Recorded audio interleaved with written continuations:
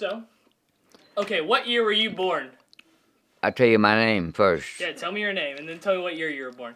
My name is Julian Brewer Culvern because my mama was a brewer. That's the reason, my middle name. I was born in Asheville, July the 23rd, 1919, at 10 o'clock in the morning. That's quite an intro. Uh, my, the reason I was born in Asheville, it's too hot to have babies in South Carolina in July. And my mother was staying with her stepmother, who had a something, a boarding house, you might say, that they rented out rooms and meals, a great big house of about 4 floors, in the Beaver Lake section of Asheville. That's now fully developed. And my mother's father-in-law had a dairy there at the Beaver Lake section of Asheville, about 45 acres. And so she was used to coming up there in hot weather for a visit, but she came up to have me, and my daddy, being a traveling salesman, it was no problem. And so soon after I was born, we went down to North Augusta, where they were living at the time, right near Augusta, Georgia, just across the river in North Augusta, where I was there for, I think, about between 1 and 2 years. And my father's business collapsed, and he moved to Biltmore, near Asheville, at the famous Biltmore place, Biltmore Village, where we lived for until I was about 4 or 5 years old. And my daddy had a job at that time as manager of a wholesale groceries organization. And we had an older sister, Dorothy, who was about 5 years older than me, and I had older brother Robert Mickle Colvin. My sister's full name was Dorothy Augusta Colvin. My brother's full name was Robert Mickles, from his grandmother, Mickles, and he was 7 years older than me, and I had still another older brother, Frederick Eugene Culvern, his middle name from my father's first name, Eugene. He was 9 years older than me. Real quick question: Are any of them around today? Are they alive today? Any of them? Are any of them alive today? Are they alive? Are they well? They're all dead now. Oh, okay, gotcha. My sister Dorothy passed away at age 98, just a couple of years ago. My brother Bob, my sister lived a lifetime in Denmark, South Carolina. Her husband was a chemist and a farmer for a lifetime, and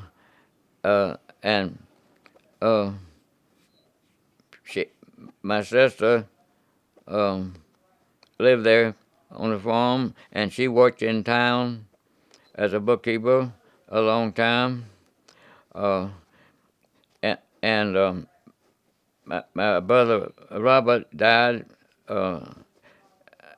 at age 78 and 19, I believe it, 1980 maybe.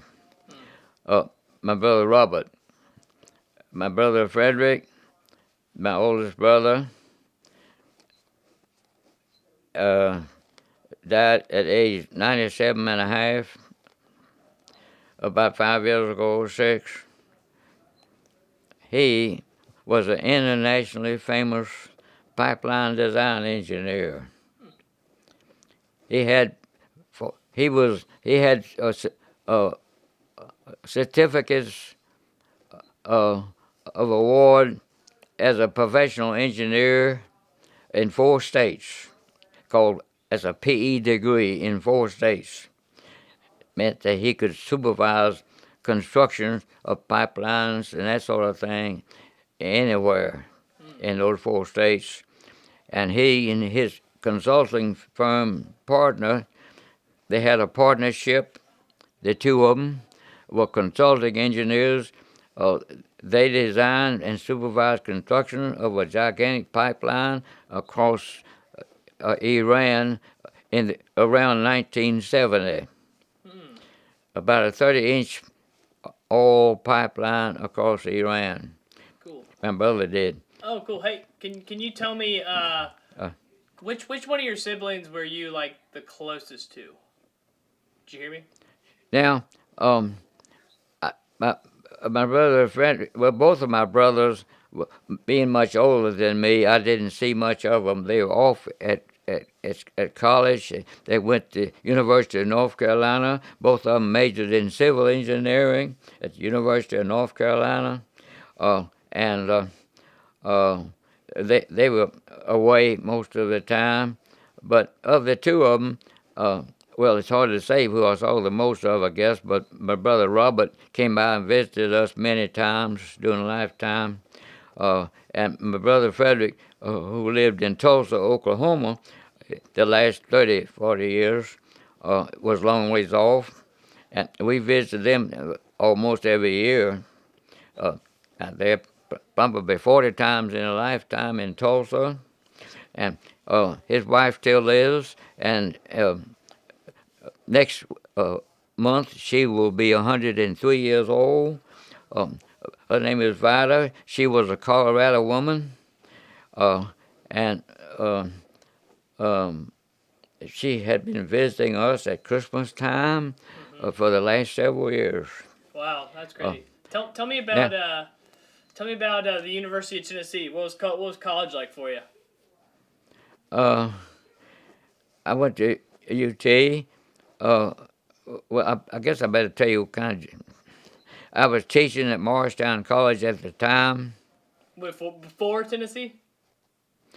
I was 50 years old, and I went there in 1970 when I was around 50 years old. And I was working on a doctoral degree in ecology or science education. I could have gotten it in either field, but I did all the coursework, but I decided I would have had to take a 1-hour course for a whole year, and I didn't want to go another year. I was teaching at Morristown College, a small black college here in Morristown. At the time, I was teaching chemistry and environmental science and earth and space science at that time. Let's go back to my young days. Sorry. I thought you went to college like at age 20 or something like that, but I was trying to go in order there. But you went to college when you were a lot older, right? 50 years old. Yeah. So let's go back to tell me about how'd you meet your wife? Well, you don't want to hear about my historical background. I can quickly take you through it. Yeah. I took you from the time I left Biltmore to go to Kershaw, where my mother lived in the town of Kershaw from the time she was 12, and before that time she lived on the Brewer Plantation 7 miles away, which consisted of 10,000 acres of land. So uh, my mother's people moved to Kershaw when she was 12 so she could go to high school. I lived in Kershaw and went to the first, second, and third grades there in Kershaw. And my sister Dorothy uh, uh, was born in Kershaw. She was. And she also, she graduated from high school in Kershaw. So Kershaw was important to my family. And we moved to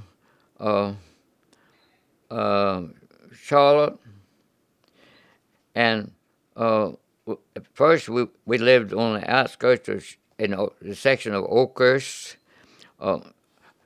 about 7 miles, 6 or 7 miles from downtown Charlotte. It was out in the country then, but now it's part of the Charlotte area. I went to Oakhurst School for about 4 years, and then moved back to Charlotte, and we had a house right downtown Charlotte, on the corner of 7th Street and Central Avenue, right near Elizabeth School and right near Piedmont Junior High School. And that's where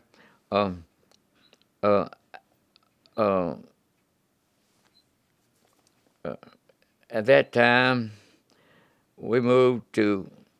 my family moved to Chapel Hill, where my brothers were in school. At this time, my daddy had a lifelong problem that concerning alcohol. He was subject to job stress that would get him into drinking. That incapacitated him oftentimes throughout a lifetime, several times. And so our family had moved around consequently to different places because of that. And Mama had a big house in Chapel Hill, and we stayed there and rented rooms out to people, to students there at the university, and for 6 months. And then that summer I spent in Montreat, Presbyterian Conference Ground near Black Mountain at Montreat, where I learned to play tennis. When I was there that summer, I became 13 years old at that time. I didn't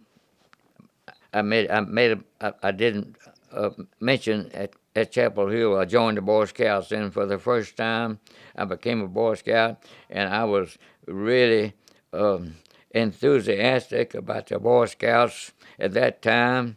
I thought it was such a wonderful organization. I liked everything the Boy Scouts did, hiking, camping, all that sort of stuff, and learned how to do many things that people can't ordinarily do, but Scouts can do. And I have continued to be a Scout all the time possible from that time on to the present time, and I'm still a registered Boy Scout right now, and I'm an institutional representative for my church. We have a troop of boys and Cub Scouts right now. So going back to Montreat, there for 6 months, that I really enjoyed and learning how to play tennis and swim then. And I went to back to Kershaw, and spent one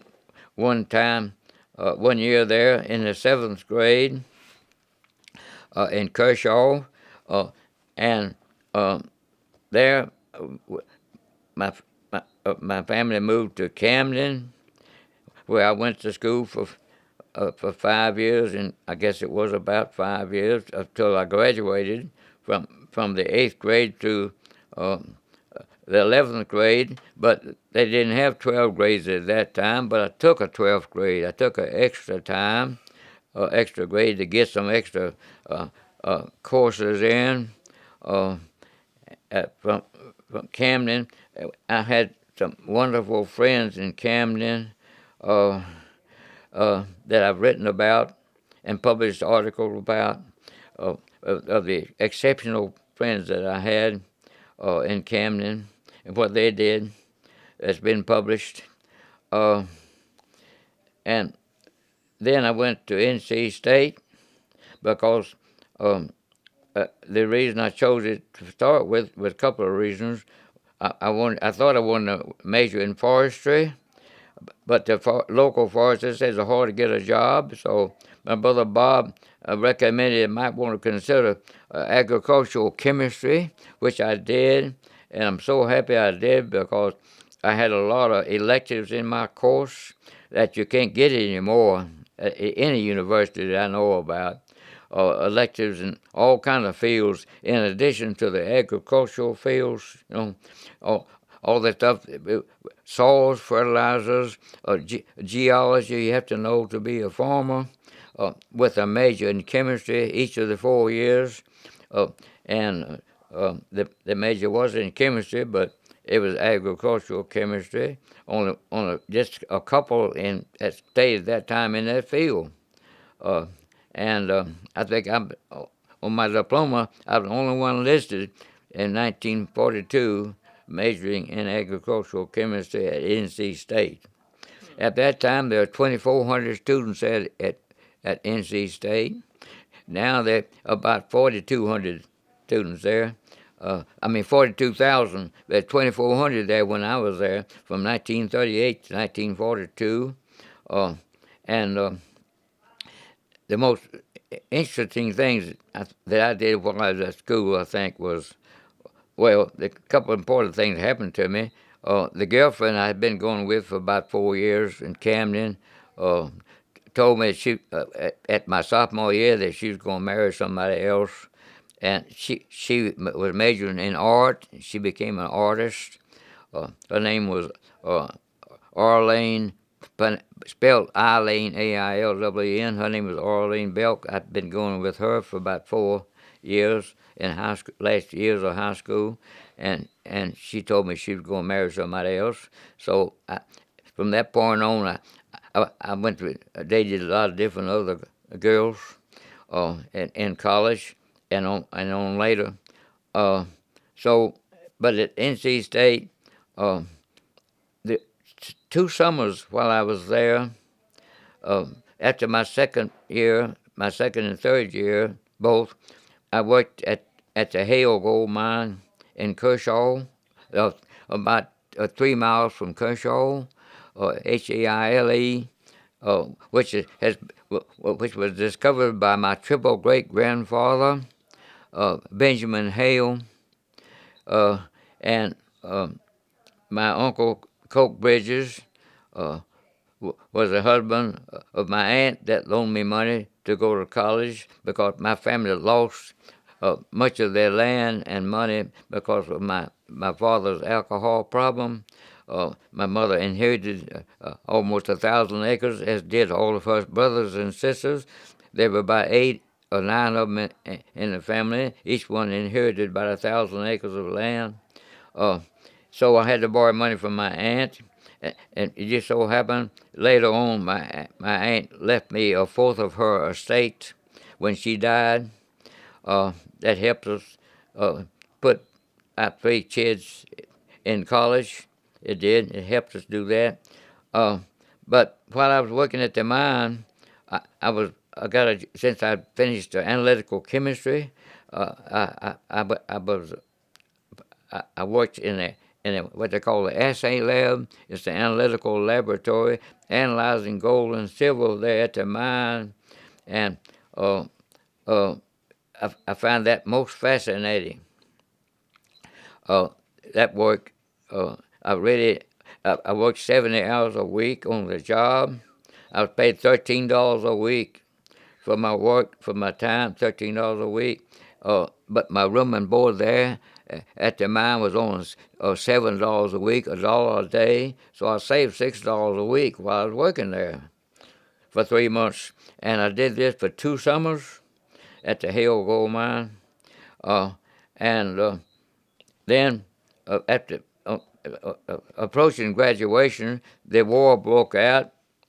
As you know, December the 7th of 1941, and my graduating class, uh, my NC State allowed all their students to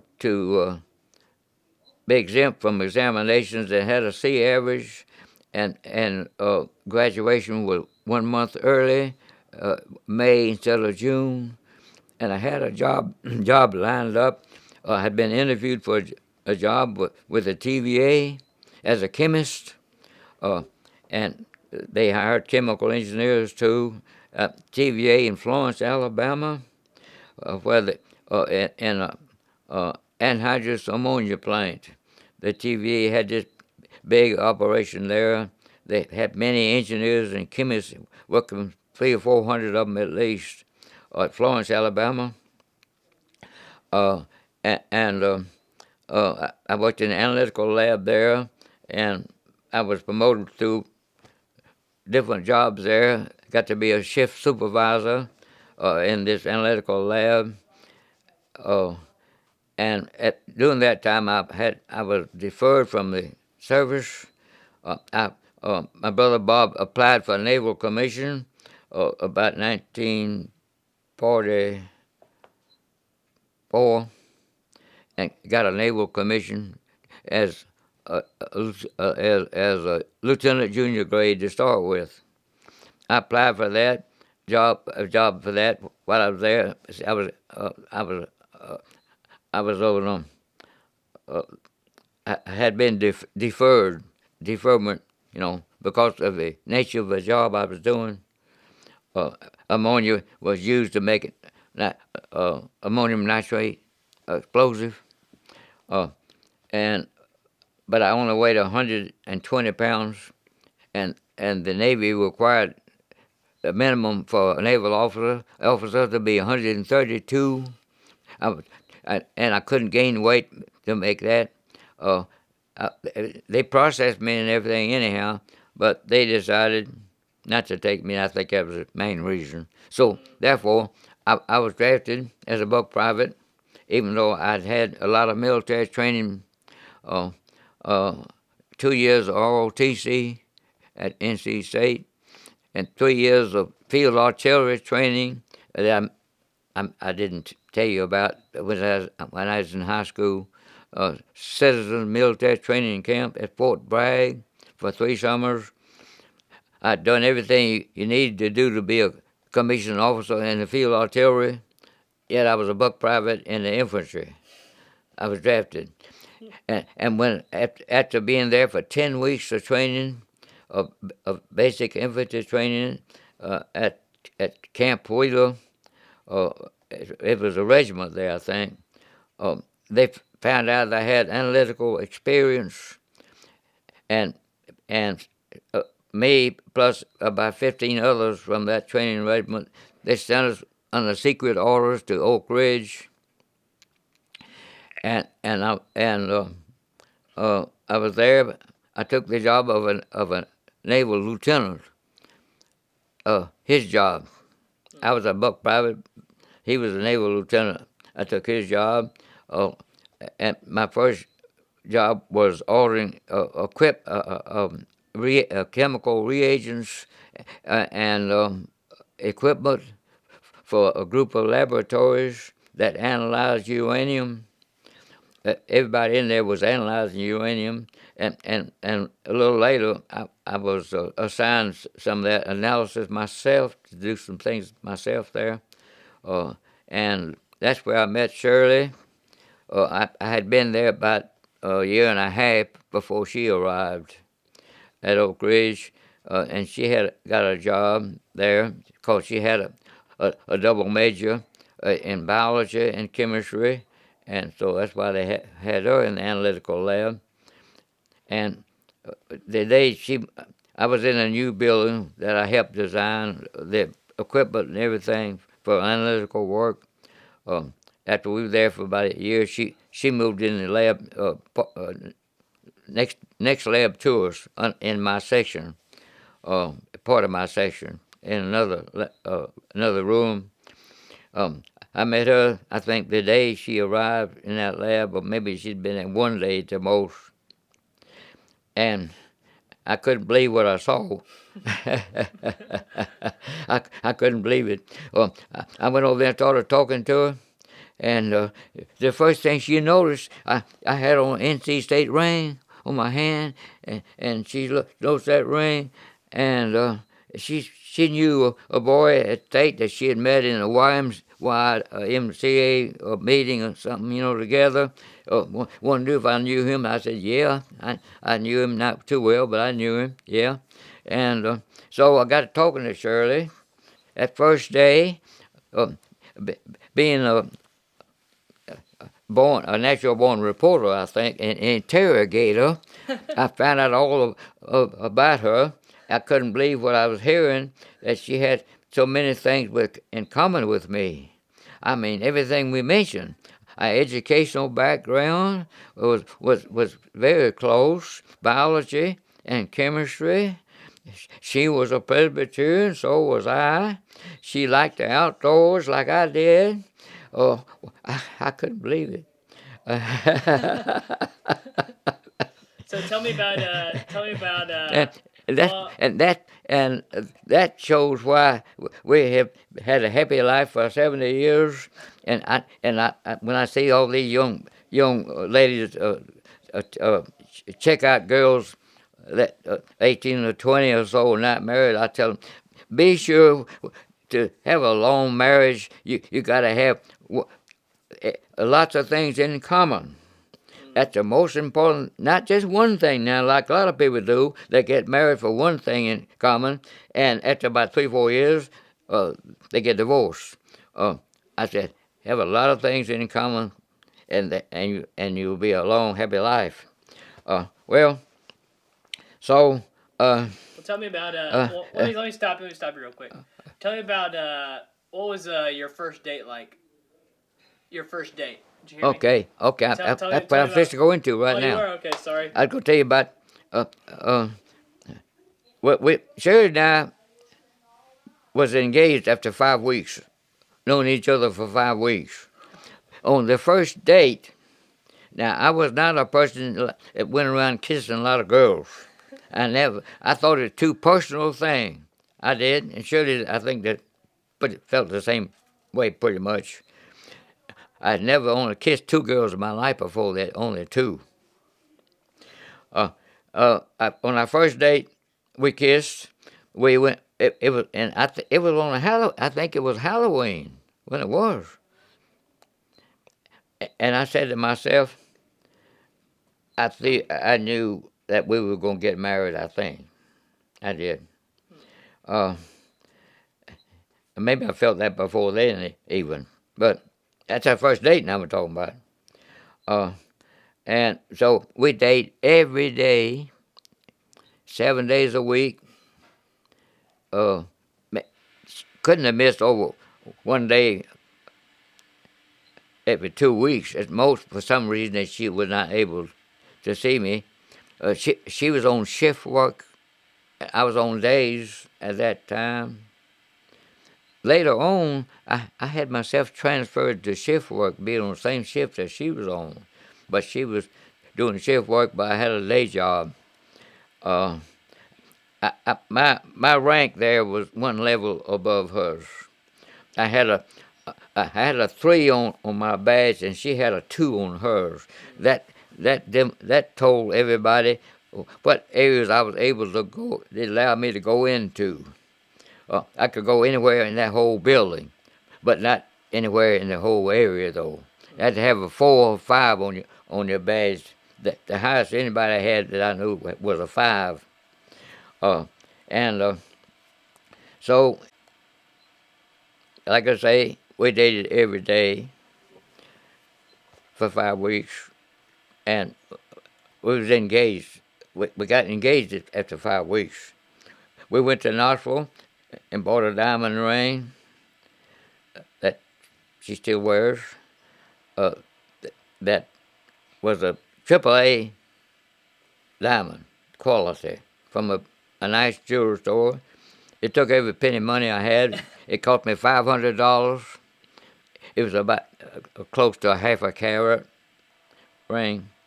Uh, we had one of the first meals we had. I had no car then or anything. Uh, uh, we had to catch a bus everywhere, or go with a friend had a car.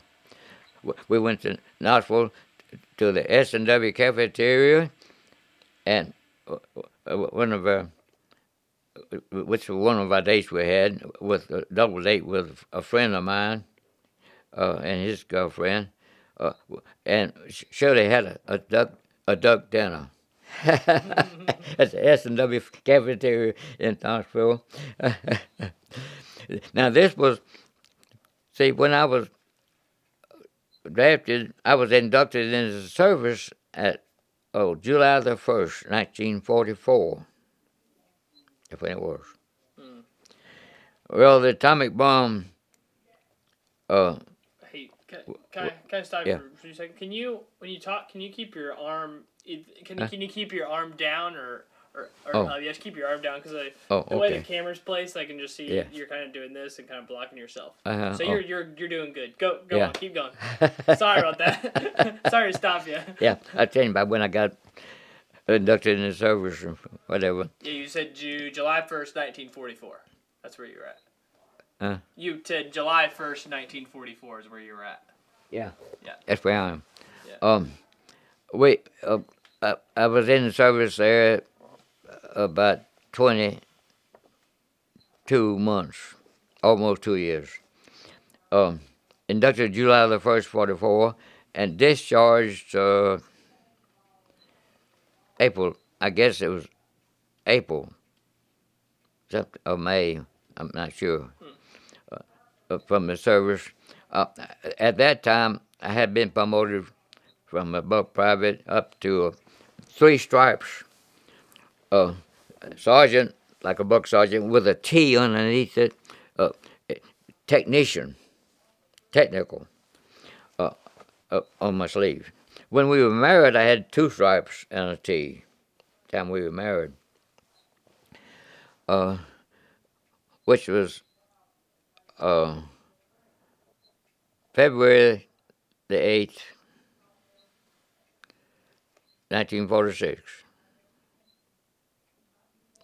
And we were married in Marshall, the little town of Marshall, by a Presbyterian preacher, a really wonderful person. And soon after I was discharged. Wait, let me pause you again. Tell me about your wedding day. Did you hear me? Tell me about your wedding day. My wedding day? Yeah, tell me about it. Well, what do you remember? We had. I wanted my brother to be my best. What do you call it? Best man. To get married, but he couldn't. He was in naval service. He couldn't get off, so I had a best friend I'd known at both at Oak Ridge and at TVA both. A Knoxville boy, a chemist, that was a best man, and I had another friend that had a nice camera and liked to take pictures. He said he'd take my wedding pictures for us, and he came there, but he had a problem, something. His camera messed up, and he didn't get but just 2-3 pictures, but he did get 2 or 3 of us, which we have around here, pictures that came out well, and we, have these little flower girls. Pam Bishop was a flower girl, and I don't know. We had 2, if so, I can't remember the other one. Surely I'll tell you about that. But Pam was one of them. Little fat. She was about 4 years old, something like that. And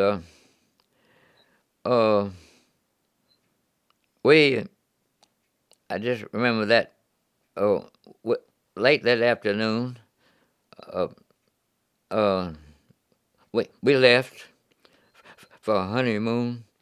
We went to Asheville, just 20 miles away from Marshall, and stayed in a famous hotel called the Biltmore Hotel. Wait a minute. No, no. Uh, Battery Park Hotel. The Biltmore Hotel was in Atlanta. That was the name of a famous hotel in Atlanta. We we spent one night at the Battery Park. That was one of the top hotels there. Uh, it wasn't the top one. Wasn't Grove Park Inn. That's the top one. It was about number 2, I guess, right downtown, Battery Park. Spent one night there, and a half day, I think around noontime, we caught a bus to Atlanta.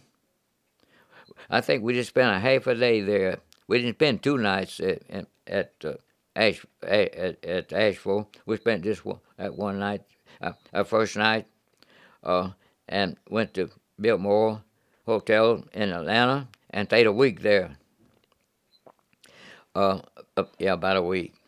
It was right downtown, and we went to some other hotels there where we had shows and things going on. Uh, uh, it was a nice time there in Atlanta, and then we came back by Gatlinburg, and I believe spent a night or 2 in Gatlinburg on the way back home. Shirley had off a month. She was able to get a month off when we got married. I had 2 weeks coming to me. That was pretty nice. Yeah. Tell me. Let's skip ahead a little bit. Let's. Can you tell me? What was family life like for you? Like, tell me about your kids. That's skipping ahead a little bit, but let's skip ahead to when you guys had children. Yeah. Well, tell me about your kids. Okay. Tell me about your children. Yeah. Okay. Did you get that? We didn't want to have children right away. We thought it was wise to wait 2-3 years. Actually, we thought it wise maybe to wait as long as 5 years.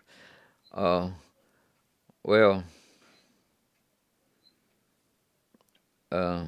skipping going to left my job at TVA and going to Ohio State for a master's degree in the same field, agricultural chemistry field. But okay, going back though to when we moved to down from Ohio State, I had a job. I had just taken a job with American Inca in the rayon production business here at Lowland, 6 miles from Morristown. I took a job as assistant manager of the chemical and microscopical laboratory,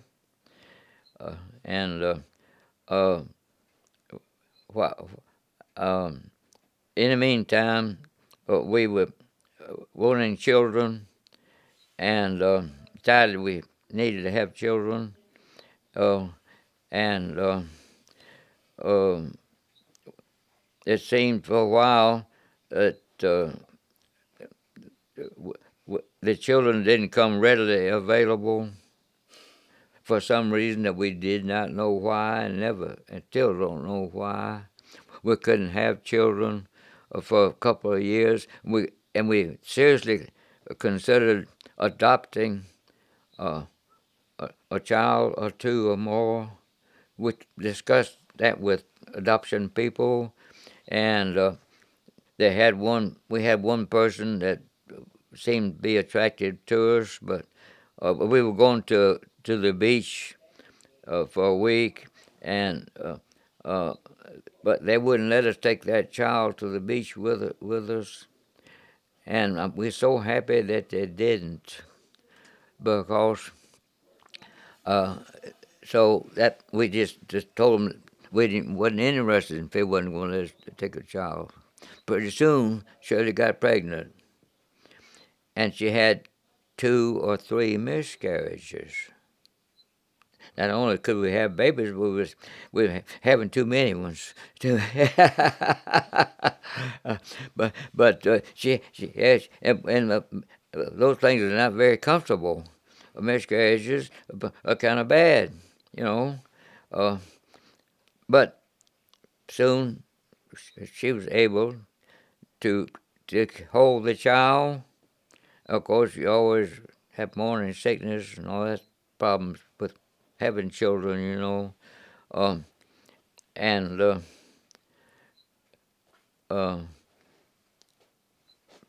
Jenny, of course, was our firstborn because she was our eldest. And she was born January the 20th. I think it was 1951. We moved to Morristown in 1949 from Ohio State. We took this job and came to Morristown in January of 49.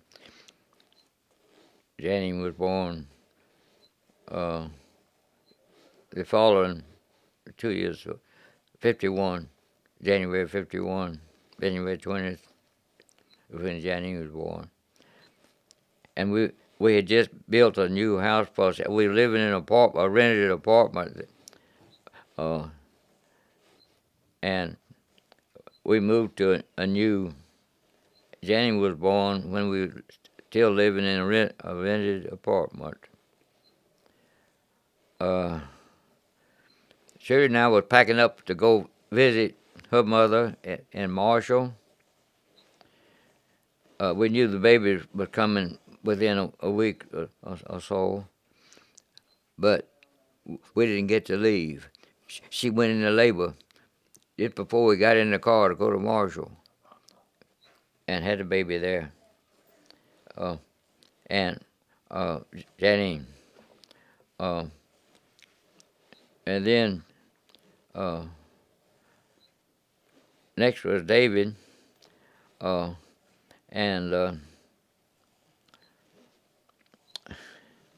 of course he was born about 7 years. It was about 7 years when we had Jenny. I was about 7 years old, roughly, or 6 years old, 6 years younger. When we had David, I have more detailed rememberings of details when Linda arrived, more so than details about the arrival of David, which we were delighted to have a boy after having a girl. That made us happy. David's name, David Bowman Culvern.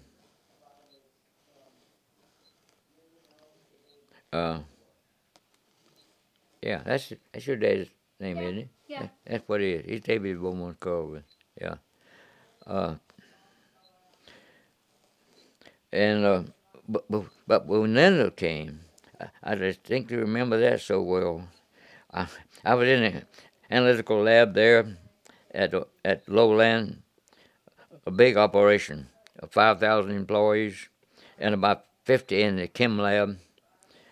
And I was assistant manager of the lab for several years, and then they moved me out in the plant as a process engineer later.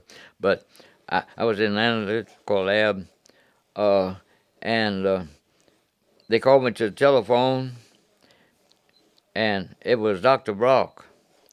The first thing he said before he told me who he was, he said, "You going to kill me?" That's what he said.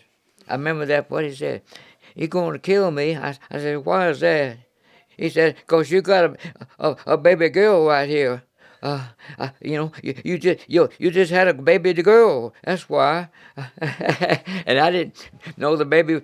I didn't know Shirley was going to have a baby that she was going to have that baby today. I think she went to the hospital when I didn't know about it. I was on the job. She went to the hospital and had that baby. He called me up. That was Linda. Linda Hazel. That's her name. Name for Shirley's mother's first name was Hazel. So it was Linda Hazel Culvern. Yeah. That's great. Now, what do you want me to take up at? Let's see now. Well, you told me you went to you go. You've been in Morristown since 1949, right? Well, more or less. We lived here. Let's see here now. We built that house. That a house of our own there on Scenic Drive. A nice house. In a new development area. Well, I was able to acquire 4 or 5 acres of land near the top of a hill. And let's see, what would you ask me about there? Well, why don't you go into what did you so you did chemistry most of your life, right? Like agricultural chemistry. You did agricultural chemistry most of your life, right? Yeah, my major was in agricultural chemistry, but I did not stay in the agricultural field. Well, my experience happened to be in industrial analytical chemistry. Okay. And that's where I made my living, you might say. Gotcha. As an industrial analytical, see down there at TVA, it was an industrial analytical there. At Oak Ridge, it was certainly industrial analytical. Uranium that went into the first bomb. Shirley and I both analyzed some of that uranium that went into the first atomic bomb that was dropped. Oh yeah. Hey, Julie, can I get you to sit back in the chair so the mic can pick up your sound? There you go. Yeah. Oh. There you go. No, you're good. Me and you were getting real close right there. I was like, hey, scoot back. And so and then my work here was in the industrial analytical.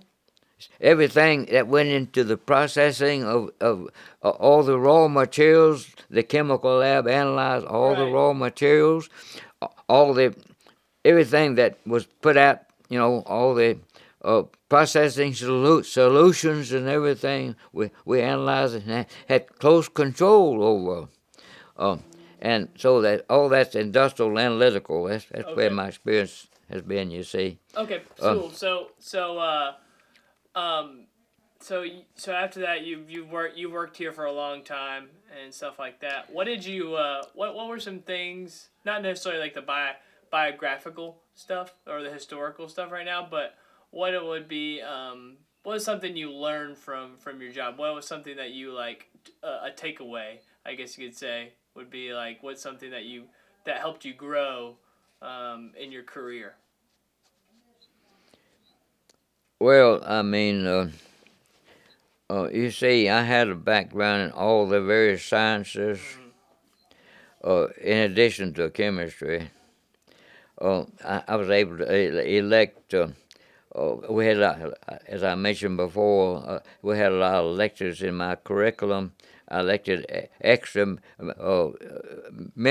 geology, mineralogy, and astronomy. Meteorology, and I even elected a course in marriage. I did. The only one they taught there at NCSA. I elected it, and it was a 1/4 course. I elected a course in religion. They had one course in religion taught by an English professor who was an ordained Episcopal minister. One course in the Bible as literature. He was a marvelous teacher and a marvelous preacher, too, as well as an English professor. I didn't have him as an English professor, however. I got in an English class when I went to NC State. Gotcha. So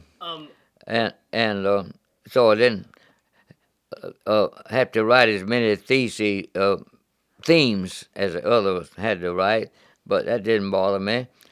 I wrote one or two editorials for the student newspaper saying that we ought not to get in that war unless they attack us. World War II.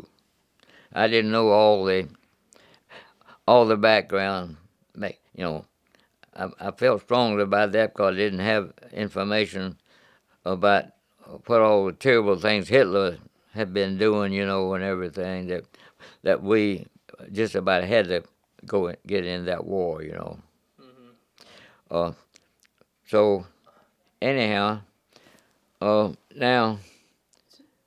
So tell me about so let's go back to where you had your kids. You said Linda will have them while you were at work. Maybe just talk. Let's talk about let's talk about kind of the rest of work and kind of like what retirement was like for you. Yeah, well, I'll tell you about what I did while I was still at Anchor. I've always had a lot of vitality up to the present day. At my age, I was doing so many things. I don't know how I did so many things as I did.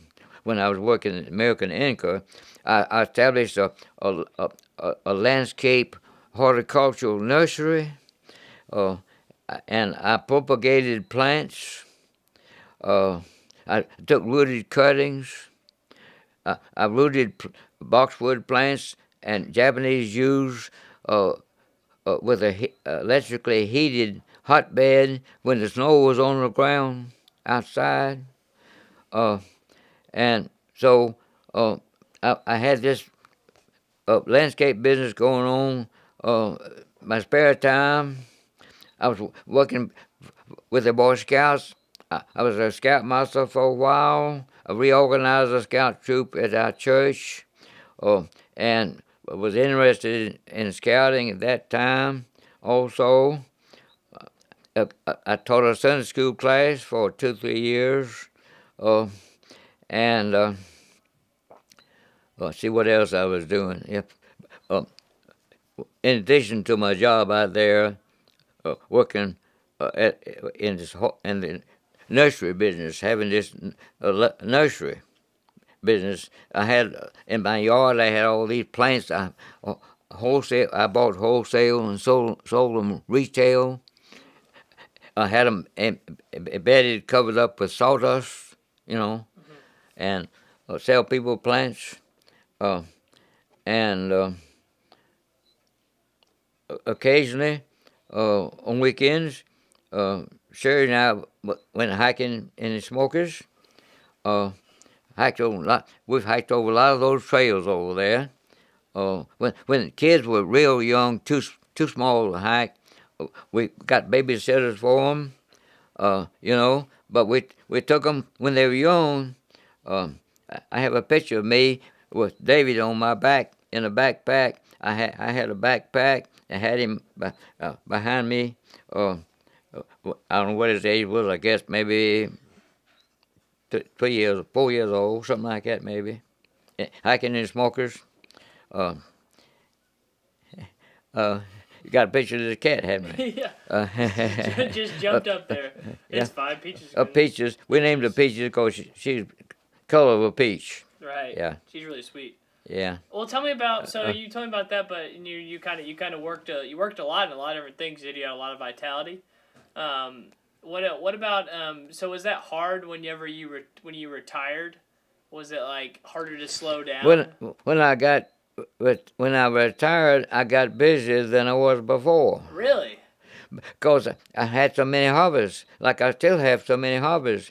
See, my major hobbies are photography, taking pictures of everybody and everything. Every time we took a trip, sure enough, took 40 trips to Tulsa, and there we went farther out west, visited all those national parks out west many, many times, and took thousands of pictures of that, you see. So photography has always been a major hobby of mine. and rock and mineral collecting, also a major hobby. Since I've studied mineralogy and geology, I got attracted to the beautiful rocks that God made, and I consider myself a very religious person. I do, but I don't think I have the ordinary uh, uh, type of religion that the average person has. With my science background, uh, whatever, I think I look at God a little bit differently from what a lot of people do. But I believe in the Westminster Confession, which is considered the Catechism. Much of what's in there, I do believe. And the first one of the first questions and definitions is several adjectives describing the nature of God that a lot of people don't understand. That Westminster Confession says God is a spirit, first thing, infinite, eternal, unchangeable. Now, the one unchangeable tells me that God doesn't change his laws, his natural laws, and all the laws that You're good. yeah, all the laws that all the sciences practice are God's laws.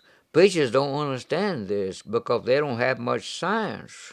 Preachers, it's a shame that in theological schools that preachers don't learn much science. That all these laws are God's laws. They're not man's laws. The laws of gravitation, the laws of physics, chemistry, anatomy, and everything conform to God's laws. God made all that stuff, and people too. And He doesn't change it to suit me and you.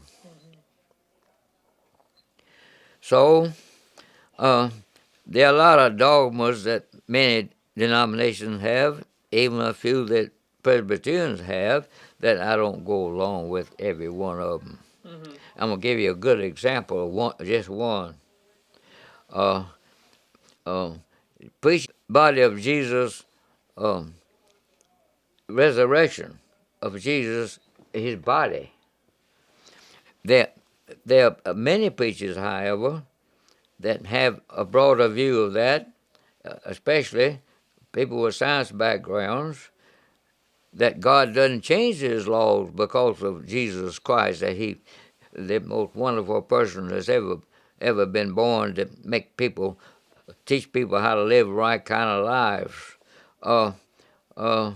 They believe that his spirit, the resurrection of his spirit, and not the body.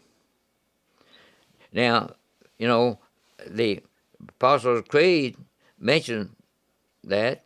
That's one of the errors that people consider a dogma.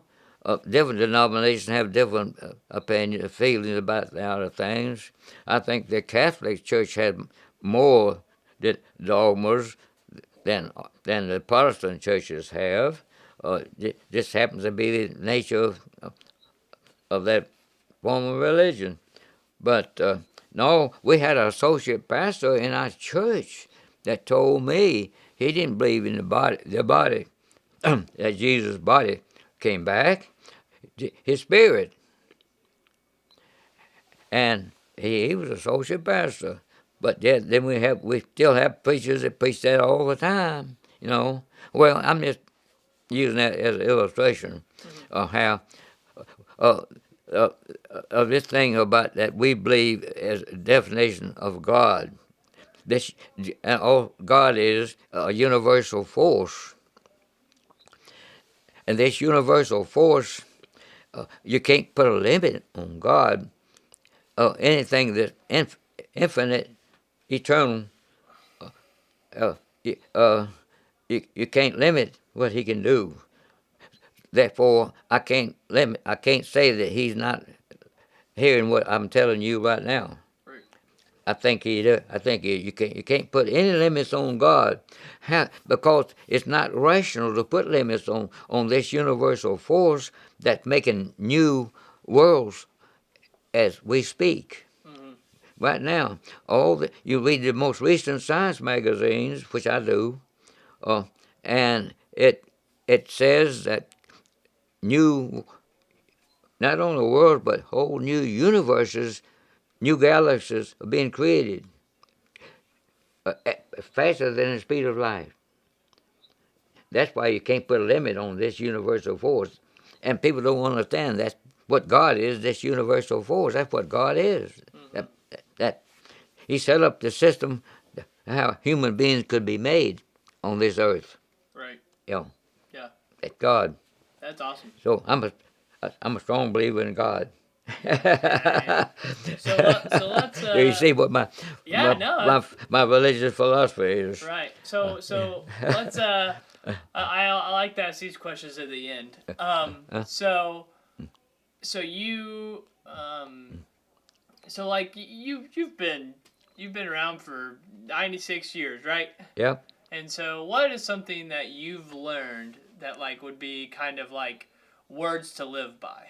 Like how would you? Oh, okay, I'm gonna tell you this thing about getting back to my religious. Jesus, we know from the Dead Sea Scrolls that I've been recently introduced to. The Dead Sea Scrolls involve the people who created the Bible that we have, and there are a lot of mistakes in it. It was informative, and they had a lot of discussion among the people that wrote the Bible what to put in it, and they made a lot of mistakes. And you can find it in the Bible, lots of mistakes. So you can't believe the Bible word for word. It's undoubtedly the most wonderful book that's ever been written. It is, but it don't mean it's perfect. It's the most wonderful book ever written, but doesn't. But there are some discrepancies in the Bible that you read now, different translations of it, whatever. But now, my philosophy, I think it's hard to beat. I do. Of course, it's mine. Well, it's not mine. Jesus laid down 2 laws, and he said it covered everything. And I believe he said these 2 laws. I do believe it, no mistake in that, no error. The Pharisees and the Sadducees asked him about the 10 Commandments. He says they're just 2 laws that cover everything. That's what he says. 2 laws that boils down everything of importance. And law 1, love God with all your mind, all your heart, all your efforts. Love God. That's number 1. Number 2, love your neighbor as yourself, which means to love yourself. It's important to love yourself, because if you don't, you can't love your neighbor. Do we love our neighbors? Do we do those 2 laws? No, we don't. I believe if you do those 2 laws, you're a Christian person, and that's all you need to believe. You don't need to believe anything else. Yeah. He said he covered everything, and I believe him. I do. That's good. Most people don't know that. They don't even know what those 2 laws are. Right. And they don't do them either. They don't love God. How can you love God? There are 1,000 ways that you can love God. Look at open up your eyes. You see, all the beautiful things in this world that you see. God made all the natural things.